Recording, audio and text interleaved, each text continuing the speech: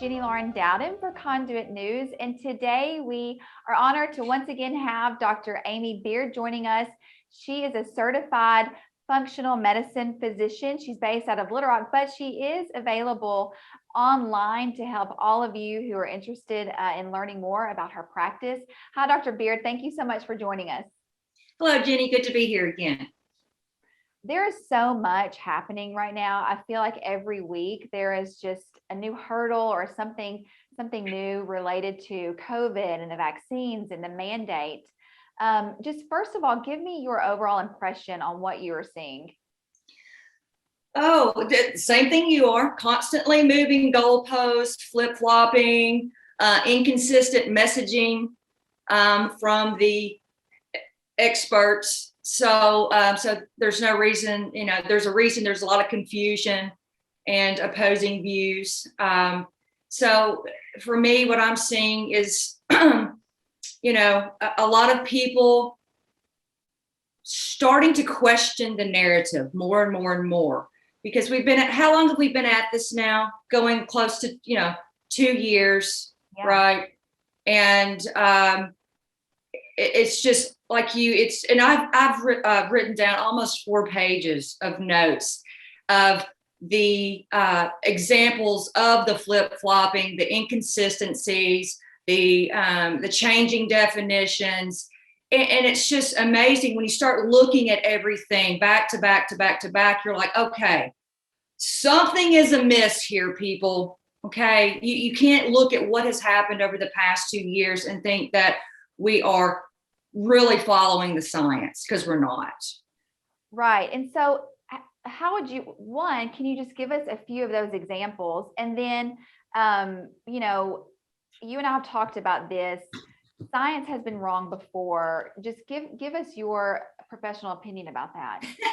So, yes, and it seems like I don't know what has happened to the memories of people. Perhaps they never even knew this information to begin with, which is what I have found in many instances. People just don't understand this beast that we're dealing with here. Yes, medicine has been wrong many, many, many times before. Okay, the FDA has gotten it wrong many, many, many times before. In fact, there was a Yale-led study that said that 1/3 of new FDA-approved meds are found to have safety issues within about 10 years. Okay, wow. 1/3 of all that are approved end up having safety issues. Okay, so and that is. And we've all heard these things. It's Vioxx, Celebrex, Fen-Phen, Accutane, which is still on the market after a class action lawsuit. Zantac, Chantix. I mean, I could go on and on with the medications and pharmaceuticals that have been, had black box warnings added to them, but they're still, So let's not act like anytime, something that's approved is automatically safe and effective from there on out. That is simply not the case. And in fact, if you just look at the lawsuits that have occurred, it's astonishing when you start looking at that, because our very own, Pfizer, who's been the leader in this, in the COVID-19 vaccines, they paid out $2.3 billion in a criminal lawsuit. Okay, it's not that they just made a mistake. They were making mistakes and hiding it. Mm-hmm. Okay, so these are the people that we're dealing with. Okay, they didn't make a mistake.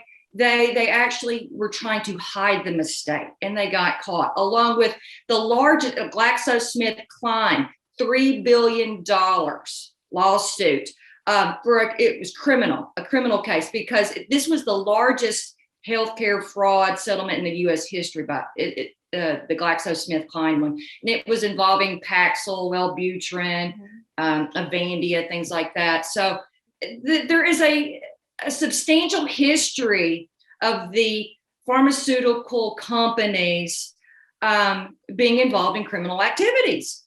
Yeah, the criminals, right. And so I think that leads me to believe that it is perfectly okay to have a very healthy distrust of these corporations. And one thing that is perplexing to me as we're looking at the rollout now of the vaccines for children, and I want to talk to you about that. There is so much faith put in these vaccines that, studies have shown, you and I have talked about right now, they're not even effective. But yet there are people who are holding on to these vaccines and saying, well, we can't lift the mask mandate, or we can't do this until, the vaccines become available now for our children. And, if we're really following the science and we're looking at the data, should we even, one, be masking our children in the first place, and two, be vaccinating these children as young as 5? No. I mean, if you just read the vaccine manufacturer's own trial data and look at the CDC's own numbers regarding children, there's I don't even know how we got here. Yeah. Children basically have a 0% chance of succumbing to COVID. They're doing great. Yeah. Masking them makes no sense. Why are you masking a child? To protect the adults? Really? The adults who have already, been vaccinated, so they're supposed to be protected at that point, okay? Which we know that's not the case. The vaccines do not prevent someone from getting COVID or potentially spreading it to others, okay? We know this. It's been established. That's what the own trial data shows. So, and then if you look, like I said, if you look at the CDC's own numbers, children they're not at risk. Why are we doing this? And we're using a product that has no long-term data on it. None. 0. We have reached insanity. And the messaging being put out on the media outlets is so far from the truth of what the actual data shows. So I guess they're just going along with, if we keep saying it over and over and over, it becomes the truth. And that's what we're seeing in a lot of minds of people right now who, get most of their, worldview from a screen. That's what we're seeing. Right. And, a few things that media that they are not reporting. One, it's vax injuries and vax deaths. And two, something a little bit completely different, but there are protests going on worldwide regarding medical freedom. And it is like anything that, that is in opposition of propaganda and that narrative, promoting this agenda is completely silenced. And so, one, what is your opinion on why they are not talking about the vax injured and the vax deaths, as well as it's my understanding that there are more deaths from this vaccination than any other. And really, if this had been any other vaccine, it would already be pulled. Yes. There is something about this vaccine that they want it in every single person possible. But I think it goes beyond that. For me, it looks like, because of, we now have these two segregated groups now, right? The vaxxed and the unvaxxed, and which is crazy. But it seems to be more about control than anything else. Yeah. I don't know how you could look at what's been going on for the last almost 2 years and not walk away without at least considering that is the goal. Yeah. This has moved well beyond our health. Right. Let's talk about what things look like in Arkansas. There are doctors that are stepping up and stepping out. You've been doing this for years, thankfully, but there are some doctors here in Arkansas that are pushing against the narrative, and they're looking at alternative sources and ways to provide health care. Give us your overall opinion on how you see the field changing. And this had started a while back, but things like direct primary care, concierge practices, and things like that, moving away from the insurance models, But still, we have our governing board, right? We have the medical board. We have our individual specialty boards that we have to answer to. So there's still a lot of control. It's almost like once you have MD behind your name, you're controlled. And it's hard to escape that. And if you do go against the narrative, you are placing your livelihood at risk. Mm-hmm. And that is too much for a lot of people. It's not for me, because I feel like this is the hill to die on. This is all about freedom, medical freedom, the ability to choose what is done to your body.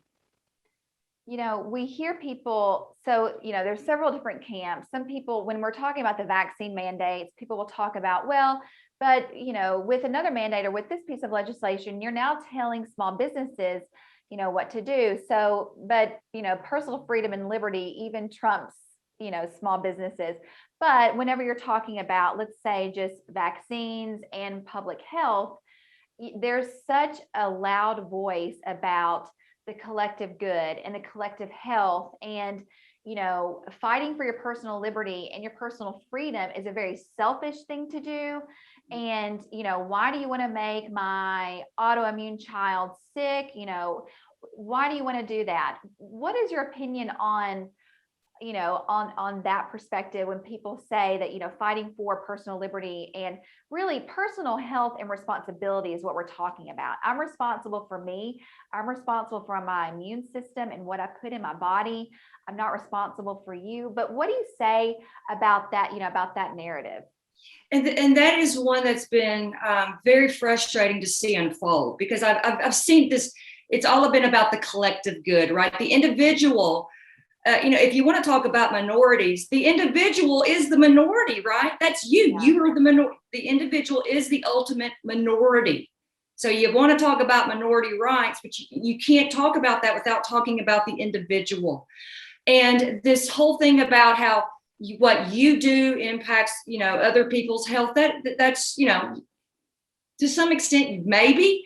But when it comes to your immune system and your immune health, that's on you. There's nothing that I can do or that I will do that's all on you. So your response to viral encounters, bacteria, and things that are all around us all the time, okay, it comes down to what you're doing to protect and optimize your immune system. That matters, not what I do. That's. And that is, and see the medical community keep pushing this. Like we're all a vector, lepers, and we're all a threat to each other by just existing and walking around each other. That is going to have some long-term consequences that we can't even wrap our minds around yet. And, as adults, we're dealing with that. And that's, we're dealing with, that in the workplace and family, perhaps, this is dividing family members, but our children are seeing this as well. And you're right. I mean, this is going to have a massive long-term effect. What would you suggest to people, if they are looking for alternative routes, if they are, looking for different healthcare, what do you say to people right now who are just trying to hold fast? Well, my practice has really picked up recently, because a lot of patients are just fed up with their physicians who have turned into some type of tyrant, right? All of a sudden they know everything, they're all knowing, and you have to do exactly what they say to do, or they don't want you as a patient, or they call you a murderer or stupid. I have never seen such behavior from medical professionals ever. I'm not surprised that I'm at it, though, because of just, I'm a physician. I've hung out in doctors' lounges. I hear the talk. There are a lot of doctors out there that think they know it all. And in fact, I would say that we don't even know what we don't know sometimes. Right. And like I said earlier, medicine has been wrong on many, many occasions. So to think that we are absolutely right this time, we need to pull back from that and take a really good look at history. Right. And so to those of you who are, are now at at not a good place with your current provider, there are doctors out there who are not like that. And probably more so than I realize. It's just that none of them speak up. Everybody is just close-lipped right now. And I don't understand that. Because when you take a look at what's happening, we are at a crossroads right now. It is time, it is well beyond time to speak up about what is right and wrong in the profession. And so this is not going away by you keeping your mouth closed. It's only going to get worse. Have you know? And that's exactly what we've seen over the last 2 years. It went from 2 weeks to flatten the curve to now you can't provide for your family if you don't get an injection for something to provide protection for something you've already had that has already provided you protection, your natural immunity. So crazy times. And crazy times. And you're going to have to, I don't know the best way, again, to help people connect with a physician that thinks a lot, like me when it comes to bodily autonomy and medical tyranny. They're out there. It's just, if you want to increase your business, guys, you might want to be a little more outspoken now. Now's the time. That's what I was going to ask you. What would you say specifically to these doctors who are perhaps being quiet? And that would be it. And I would tell them that how's it working out for you, working for your corporate masters? Look what they've done to you. They're telling you what you can do, what you can say, and you see that it's not working and it's not right. So you took an oath, all right? And you've got to do the right thing. And it always pays to do the right thing, always. I'm still here speaking. My business is growing. My practice is growing because I've made the choice to speak the truth and do the right thing. It's not harmed me. It's only helped me. And it's helped me help other people. Yes. We are so grateful that you do speak truth and that you do what is right, because you just offer invaluable resource and insight to people who are desperately seeking it. So thank you, Dr. Beer. Is there anything else that you would like to mention? If there's any way that I can help you, get the word out about your practice and that you are for bodily autonomy and against all these tyrannical mandates, please reach out to me. I'll help get the word out. I'll spread it on my social media outlets. I want to help you. We have got to join together against this. We cannot be divided anymore and on our own little separate islands. There is strength in numbers. And I've got several social media outlets with a lot of followers who would be willing to help you. That's awesome. And we will, of course, include your social media links, your handles, Facebook, Instagram, Telegram. Hopefully you're going to be out of Facebook jail soon. I think I have maybe. But then you'll be back in it. We know. 10 days, maybe. I don't know. Right. Well, listen, thank you so much for joining us. And we look forward to having you back on Conduit News soon. Thanks, Jenny. You have a good day. You too.